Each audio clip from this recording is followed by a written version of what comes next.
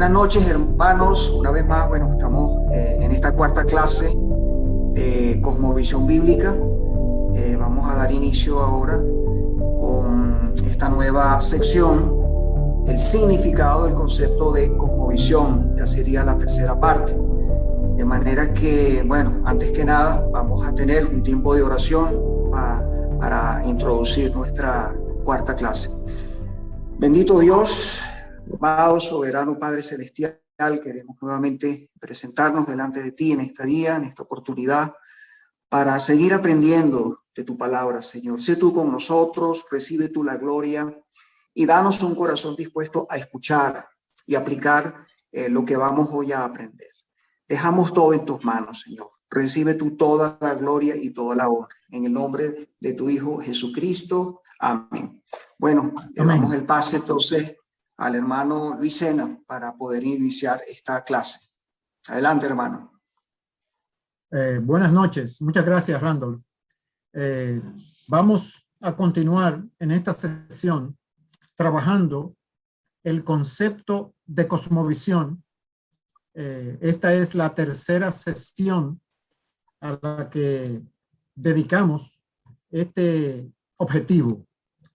Como introducción, estamos utilizando el pasaje de Proverbios 23, 6 y 7 como un tema recurrente para recordarnos la importancia que la Escritura da al tema del corazón y como hemos desarrollado anteriormente, el concepto bíblico del corazón coincide con el concepto de cosmovisión.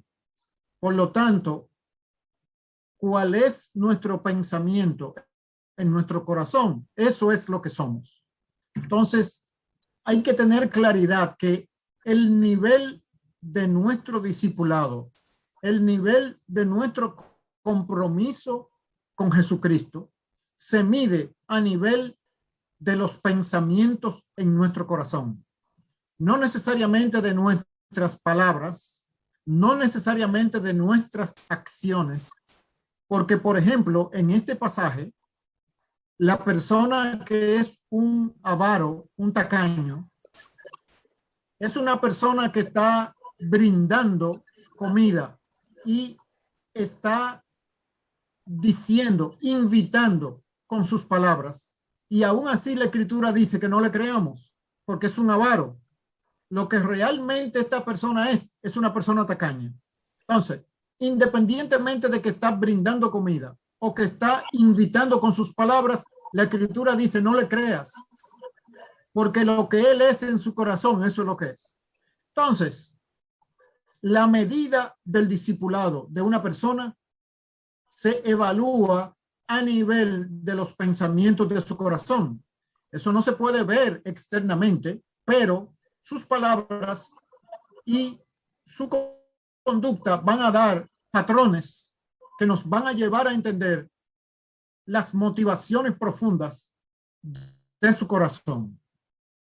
En segundo lugar, las personas a las que debemos discipular mientras vamos por el mundo van a interpretar los significados del Evangelio del Reino en función de su cosmovisión. Si nosotros no analizamos la cosmovisión de las personas a quienes ministramos, estamos corriendo el riesgo de que ellos estén interpretando las categorías del Evangelio, pecado, arrepentimiento, señorío de Cristo, en categorías que no son bíblicas, especialmente cuando se ministra en contextos transculturales. Pero también ministrando en nuestra propia cultura. Cada cultura está formada por un conjunto de culturas. O sea que hay subculturas y una cultura predominante. Nosotros tenemos que analizar cuál es la estructura de la cosmovisión de las diferentes subculturas en nuestro alrededor para que el mensaje del Evangelio del Reino sea relevante, comunicarlo con relevancia en función de los conceptos o categorías que cada persona tiene de acuerdo a su cosmovisión. Por eso es tan importante el tema de la cosmovisión para el discipulado cristiano, para ministrar, para demostrar la presencia del reino de Dios en el mundo. Y hemos visto que una cultura tiene diferentes niveles. ¿Por qué esto es importante para el reino de Dios? Porque el discipulado de la nación tiene como meta una cultura del reino que demuestra las categorías, valores, símbolos y conductas del reino de Dios. La meta del discipulado no son individuos aislados, discípulos de Cristo, sino un colectivo, una cultura que glorifica a Dios.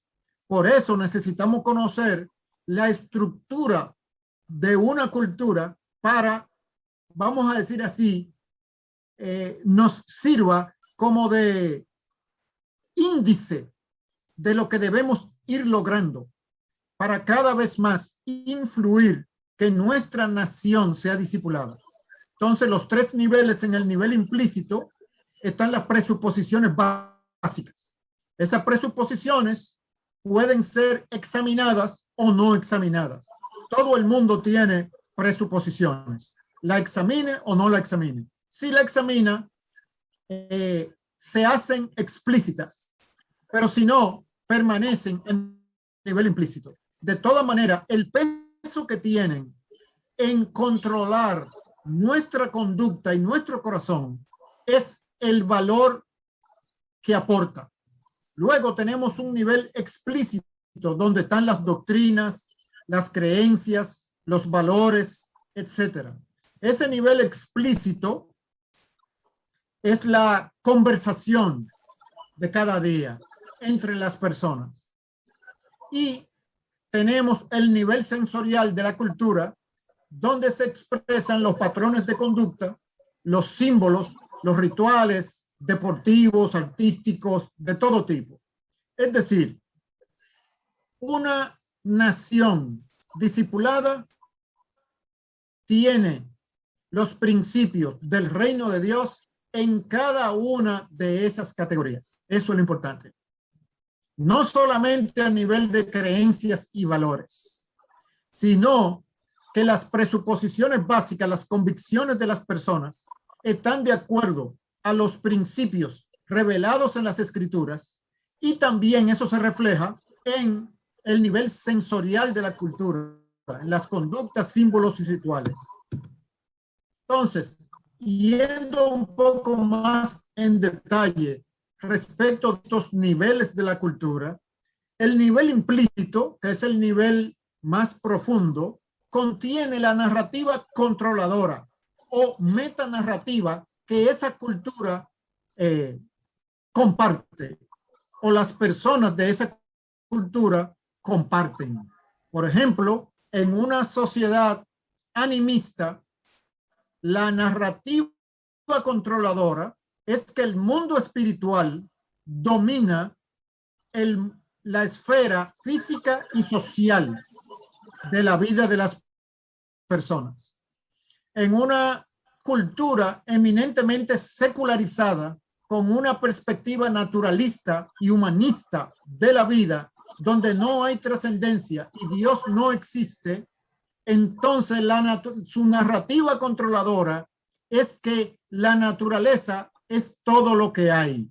Es todo lo que ha habido, todo lo que hay y todo lo que habrá. Cada cultura tiene una narrativa controladora y es importante saberlo, porque hay que dirigir hacia esa narrativa la predicación, la enseñanza del evangelio del reino, para retar, para exponer las mentiras que se encuentren en esa narrativa controladora.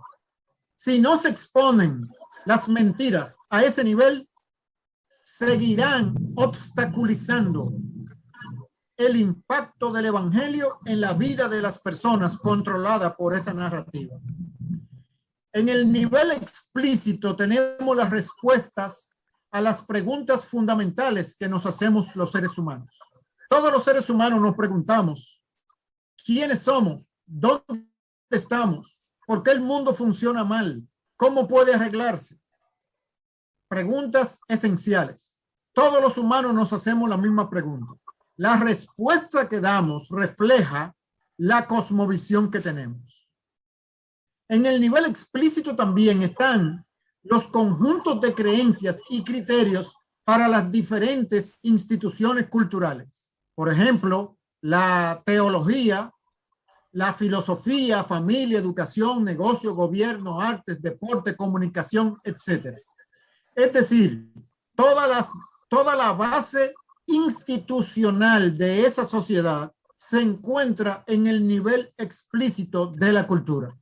Y en el nivel sensorial, que es el nivel perceptible, están los símbolos culturales, los eventos como las fiestas patrias, los carnavales, las ceremonias religiosas, ceremonias de matrimonios, celebraciones, etcétera. Y la definición de cuáles son las conductas aceptables que modelan la narrativa controladora. Es decir, la narrativa controladora en el nivel implícito define cuáles son las conductas aceptables y cuáles son no aceptables al nivel sensorial de la cultura. Como vimos en una ocasión anterior, en el centro de cada cultura, en el centro de cada nación, se encuentra un centro controlador, una narrativa controladora que le da el significado, filosofía o etos a las instituciones que le dan forma al comportamiento de las personas en esa cultura, en esa nación. Las ideas modifican las culturas alterando sus cosmovisiones. Y las ideas se mueven geográficamente, históricamente o penetrando a través de la cultura, la profundidad a través de ideas. Tenemos el ejemplo del cristianismo como un conjunto de ideas que se propagó partiendo desde Judea, de Jerusalén, hacia todas las regiones de la tierra, y en el caso de los primeros siglos del cristianismo, dentro del Imperio Romano, geográficamente fue expandiéndose y modificando los patrones culturales dentro del Imperio Romano. También a través del tiempo, las ideas tienen un impacto, es decir, los pensadores, los filósofos, emiten sus ideas en un momento determinado y éstas empiezan a correr dentro de la cultura a través del tiempo, y es en 2 o 3 generaciones que las ideas de esos pensadores llegan a convertirse en el patrón de conducta de la masa, de las personas en esa nación. También esas ideas de esos pensadores no solamente cursan su proceso transformador a través del tiempo, sino también que retan a las ideas presentes en la cultura y le hacen presión para alterarlas o transformarlas. Entonces tenemos que las cosmovisiones pueden ser transformadas mediante las ideas expandiéndose geográficamente, históricamente y penetrando la cultura. Este es el modelo que las ideas del Evangelio del Reino de Dios deben seguir también para transformar las culturas y discipular las naciones. Ahora bien, en la historia de la humanidad, las diferentes maneras de pensar, las diferentes culturas, las diferentes bases religiosas de las culturas que encontramos alrededor del mundo, podemos localizarlas en base a tres tipos genéricos de cosmovisiones que podemos describir como el animismo, el teísmo bíblico y el humanismo secular. Existen muchas variantes dentro de cada una de estas categorías. Por ejemplo, dentro del animismo tenemos los animismos indígenas de América Central, de América del Sur, tenemos los animismos africanos, tenemos los animismos asiáticos representados por el hinduismo y otras religiones del lejano oriente, etcétera. Pero todas ellas tienen como principio general el hecho de proponer que el mundo espiritual no visible es el controlador del mundo visible, social y físico. Todas ellas comparten un principio unificador común. Por eso se pueden clasificar las diferentes cosmovisiones que sirven de base a las diferentes culturas del mundo en términos de estas tres cosmovisiones generales que vamos a pasar a detallar. Hablando del animismo, a grandes rasgos, tiene sus raíces en el mundo antiguo. Se fundamenta en el gobierno o dominio de los espíritus sobre el mundo natural.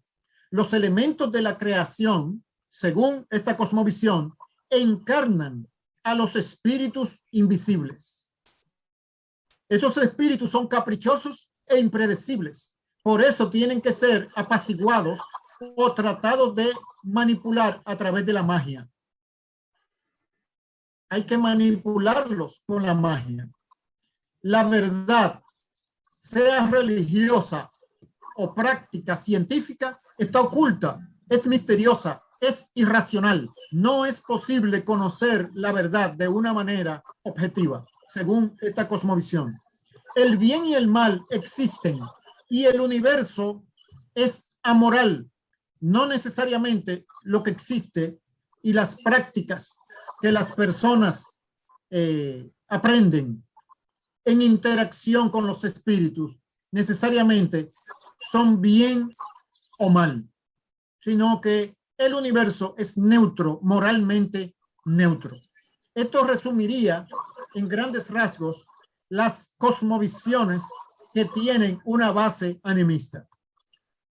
Ahora bien, el teísmo bíblico tuvo sus orígenes en Medio Oriente, en el antiguo pueblo hebreo, a través de su cultura y su religión, ya que Dios estableció al pueblo hebreo como el vehículo para él desarrollar su plan de redención a toda la humanidad.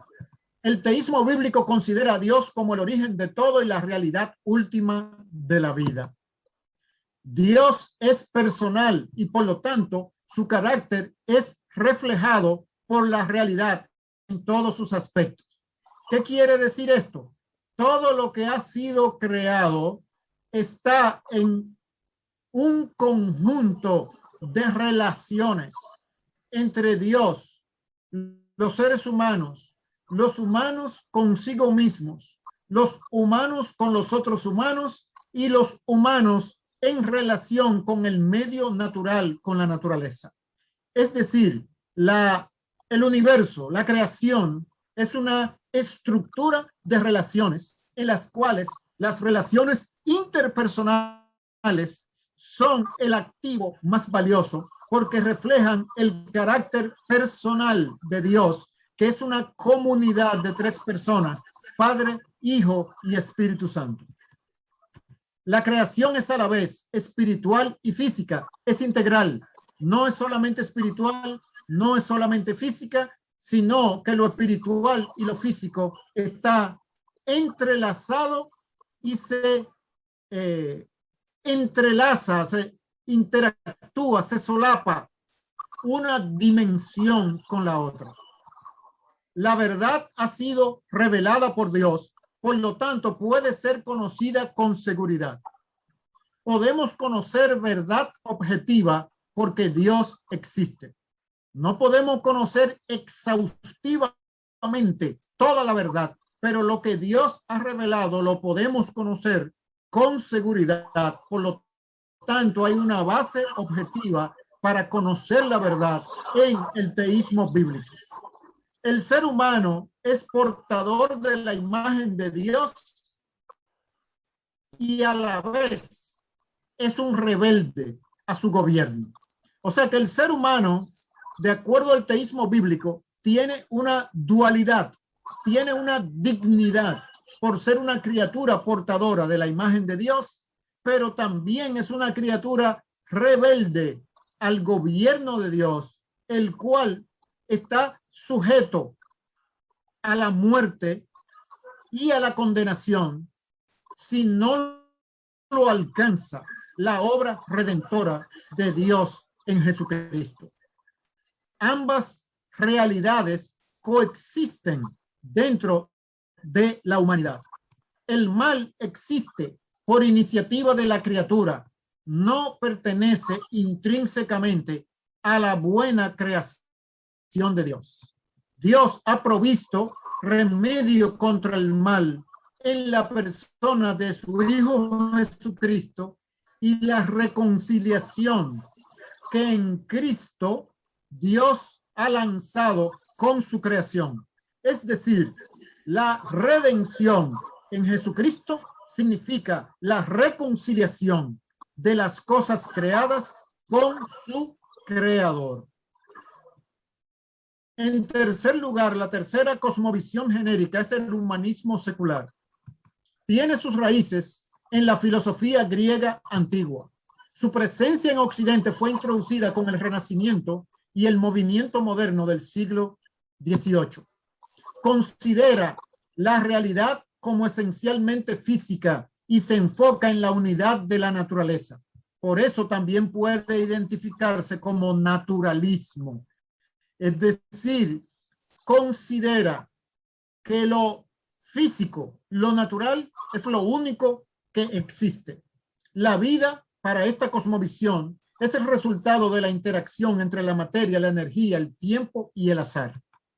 El mundo funciona como una gran máquina. Por lo tanto, la visión del mundo que tiene el humanismo secular es eminentemente mecanicista y utilitaria. No existe el mundo espiritual para esta cosmovisión. Solo existe lo que puede percibirse por los sentidos o a través de instrumentos científicos. Es decir, que el único canal para conocer la verdad, según esta cosmovisión, es el método científico. Todo lo que no está sujeto al método científico no existe. Y como Dios no puede ser resumido, no puede ser medido, no puede ser reducido al método científico, entonces los que son dominados por esta cosmovisión piensan que Dios no existe y si existe es irrelevante para la vida de los seres humanos. Estas tres cosmovisiones entonces definen visiones del mundo que le dan características, resultados, consecuencias a las diferentes sociedades. Vemos que para el animismo la realidad última es el uno espiritual, es decir, lo que sería Dios, la unidad total del universo.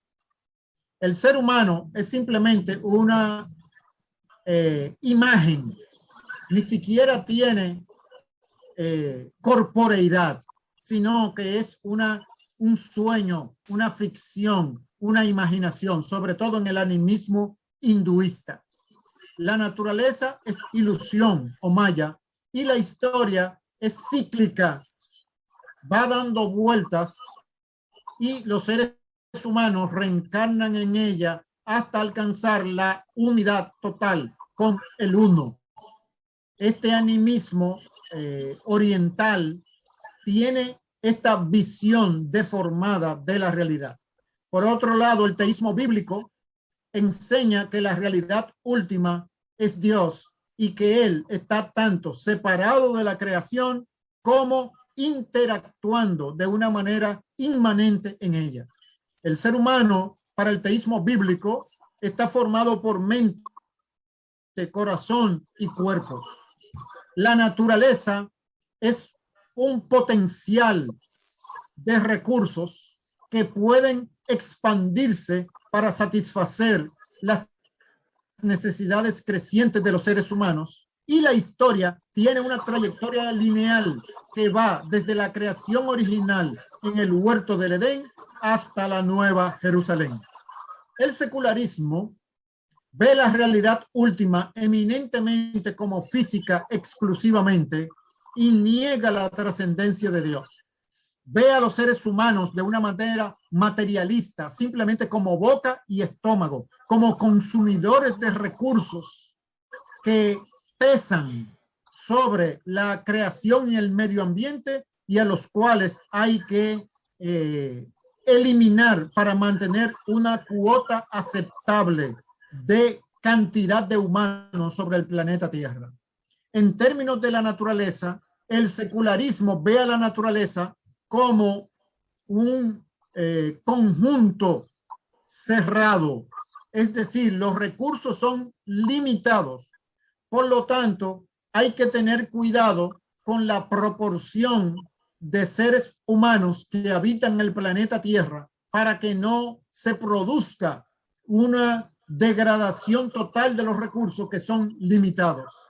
Y para esta perspectiva del mundo, el secularismo, la historia simplemente es la historia del tiempo de vida de un humano. Cuando uno muere, todo se acabó y no hay trascendencia de la vida de las personas. Ahora bien, si comparamos estas diferentes visiones del mundo, y en clases posteriores vamos a abundar más sobre esto, el animismo ve un conjunto unitario entre lo que es el mundo invisible y lo que es el mundo visible. No tiene ningún espacio en blanco en su visión del mundo. En ese sentido, es integral. Tanto Dios, los espíritus, las fuerzas cósmicas, los brujos, los ancestros, las maldiciones, como el oído, vista y los sentidos, todo lo que es físico, la ciencia, la tecnología, están en un conjunto total.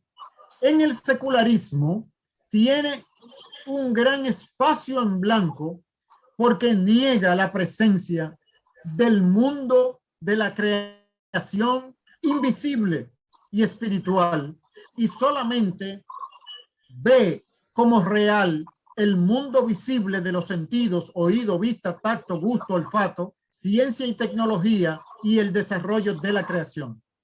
El teísmo bíblico tiene una estructura diferente. El teísmo bíblico ve primariamente a Dios como el creador, y él está en una categoría propia, separado de su creación. Todo lo demás es creado, sea invisible o sea visible, sean ángeles, demonios, sabiduría, discernimiento, magia, todo lo que sea invisible ha sido creado, y lo que es visible también ha sido creado. O sea que desde el teísmo bíblico, la perspectiva es Dios y la creación. Dios está separado de la creación, pero interactúa inmanentemente en ella a través de su gobierno providencial, guiando la historia de la creación hacia la realización en la consumación del reino venidero. Ahora bien, es importante que nosotros analicemos las diferencias entre tres sistemas de entendimiento total de la realidad: la cosmovisión, filosofía y teología. Son importantes porque estos son tres conjuntos de contenidos, de conocimiento que tienen la intención de entender la totalidad de la vida, pero tienen diferencias fundamentales. La filosofía y la teología básicamente realizan de una manera sistemática y científica las presuposiciones de la cosmovisión. En el lenguaje común, toda perspectiva de las cosas que apele a la autoridad de la Biblia le llamamos teología. Y toda perspectiva que apele a la autoridad de la razón le llamamos filosofía. El problema con esta manera de pensar es que falla al hacer una distinción entre la perspectiva de la vida que toda persona tiene en virtud de ser un ser humano y las disciplinas académicas especializadas enseñadas por los profesores de teología y filosofía. Este modo de pensar se basa en la suposición equivocada de que la teología no puede ser pagana y que la filosofía no pueda ser bíblica. Esa es la consecuencia de pensar de esa manera. La teología sí puede ser paganizada y la filosofía basada en la palabra de Dios puede ser bíblica. La teología y la filosofía son campos especializados de investigación que requieren habilidades especiales, cierto tipo de inteligencia y una buena cantidad de estudio. La cosmovisión, por otro lado, es un asunto de sabiduría y sentido común, sean estos bíblicos o no bíblicos. La filosofía y la teología son científicas y teóricas, mientras que la cosmovisión no lo es. La cosmovisión es un asunto de la experiencia cotidiana compartida de todos los seres humanos y como tal es precientífica. Así como la estética presupone cierto sentido natural de lo hermoso y lo legal presupone cierta noción fundamental de la justicia, la teología de la justicia, la teología y la filosofía presuponen una perspectiva preteórica del mundo. En otras palabras, la teología desarrolla una cosmovisión, la filosofía desarrolla una cosmovisión. Si nosotros vamos a analizar una teología, necesitamos analizar cuál es la cosmovisión detrás de esa teología. Y si vamos a analizar una perspectiva filosófica, necesitamos analizar cuál es la cosmovisión detrás, debajo de esa perspectiva filosófica. Es decir, la filosofía y la teología, como toda ciencia, proporcionan una elaboración científica de la cosmovisión. Y es importante que las distingamos porque las tres proponen alcanzar un nivel total de entendimiento de la realidad. Pero una de ellas es la plataforma de las demás. Es decir, la cosmovisión, porque es preteórica, no es científica, no es estructurada. La asimilamos de una manera intuitiva en nuestro proceso de socialización con nuestras familias y con el grupo cultural donde nosotros nos desarrollamos. Muy bien, hasta aquí entonces la parte expositiva de nuestra clase de hoy.